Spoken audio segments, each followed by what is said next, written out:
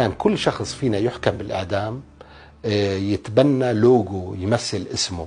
فمثلا بكري كان يقول أنا رح أصيح الله أكبر يا عرب. أحمد الحجار كان يقول فزت رب الكعبة.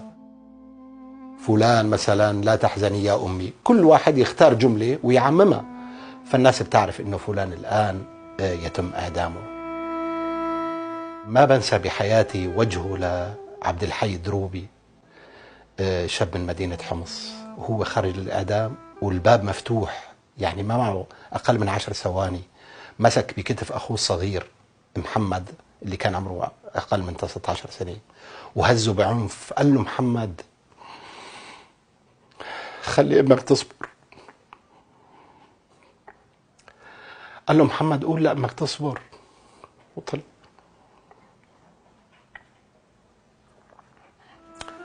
كنا نربطهم على خلاصهم من التعذيب اللي احنا عايشين فيه.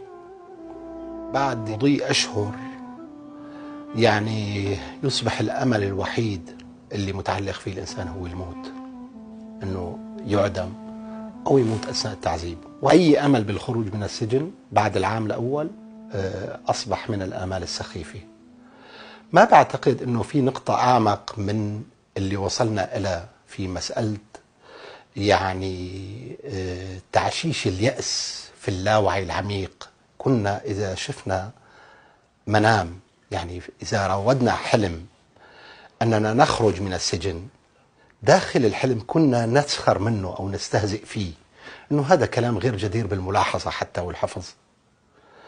بعتقد هاي يعني في أعمق قعر لليأس المعشش في قرارة النفس.